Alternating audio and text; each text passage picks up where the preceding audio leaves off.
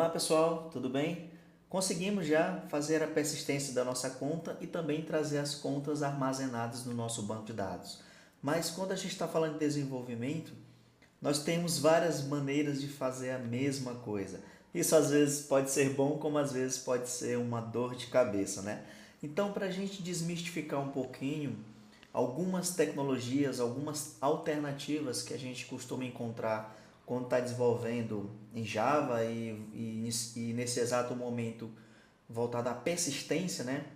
Eu mencionei para vocês que nós iríamos falar um pouquinho de formas de se consultar registro no banco de dados, né?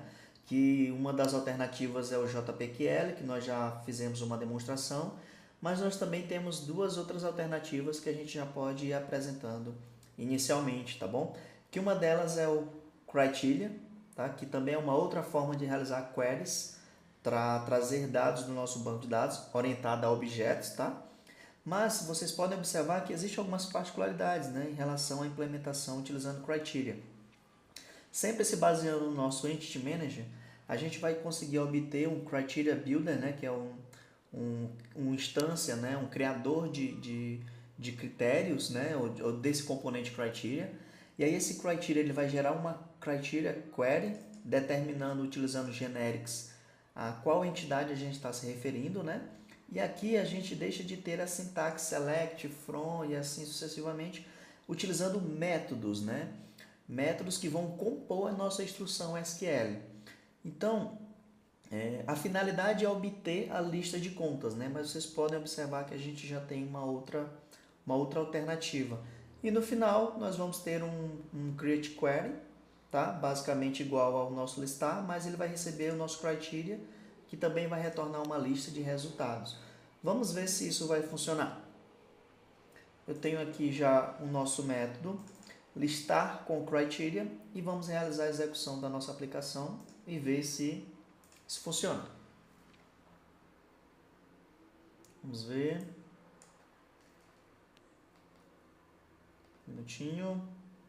Ok, nós conseguimos também trazer as nossas contas, mais uma conta chamada CPC, conta poupança, vamos dizer assim, né?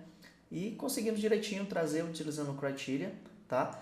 Mas nessa jogada, o Spring também, eles procuraram uma outra alternativa de melhorar ainda mais o nosso trabalho, né? Através do Spring Data JPA, que está encapsulado em todas essas nossas configurações, nós também conseguimos ter o conceito de CRUD Repository e JPA Repository, que é uma forte implementação desse recurso do Spring Data JPA. Onde eu quero chegar? Observem que eu criei mais uma classe chamada Conta Repository, que está devidamente atribuída a um pacote bem organizadinho. E se a gente for abrir essa nossa conta repository, nós vamos de cara nos surpreender que não é uma classe, mas sim uma interface, tá? Que extends uma outra interface chamada JPA Repository, que através de generics ela determina qual a entidade que a gente está se referindo e qual o tipo do dado que se refere ao ID da nossa entidade. Como nós configuramos na nossa conta, o tipo de dado do nosso atributo chave, né, do nosso primary key é integer. Então nós configuramos uma interface, tá? Para vocês perceberem essa forte diferença, essa grande diferença quando a gente está usando Spring Data JPA. Tudo bem? Se vocês avaliarem aqui os pacotes, nós estamos falando dessa tecnologia, tá? E aí, como a gente vai chamar métodos, como a gente vai usufruir de uma interface que foi disponibilizada pelo Spring? Onde está a implementação? Bem, gente, isso aí é papel do Spring. Lembra do IOC, né? Inversão de controle.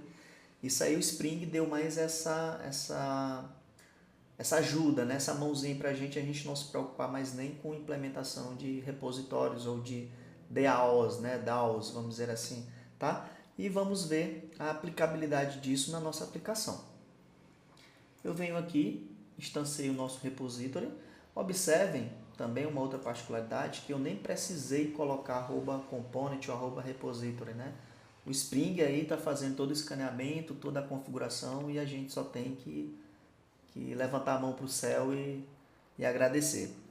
Então, eu tenho aqui a nossa conta repository, que aqui eu dei, ao invés do nosso método salvar, que eu criei na nossa DAO, a nossa interface ela já tem um método save, que esse método save, vamos ver, ele está numa classe, aliás, numa classe chamada simple repository, certo? E, se a gente for avaliar a declaração, ele está nessa nossa interface CRUD repository, que obviamente a nossa classe conta repository extende a JPA repository, que por sua vez a JPA repository extende page and sort repository, que ela extende CRUD repository. Nossa, é um amaranhado aí de herança, né? De dependências, mas a gente tem que focar no nosso JPA repository e explorar e usufruir dos métodos disponíveis pelo Spring. E aí, para finalizar, nós vamos utilizar um método chamado findAll do nosso repositório, que também já herdamos, né, através dessa hierarquia de heranças de interfaces, e deixamos o Spring realizar essa tarefa por nós. O que eu quero demonstrar para vocês aqui é que nós temos várias alternativas de se realizar praticamente a mesma coisa, e é interessante vocês começarem a se indagar e buscar cada uma dessas alternativas e terem melhor entendimento. Se vocês tiverem alguma dúvida, só mandar aí um comentário que a gente vai estar abordando determinada implementação mais a fundo aí para vocês, tá ok, pessoal? Um forte abraço!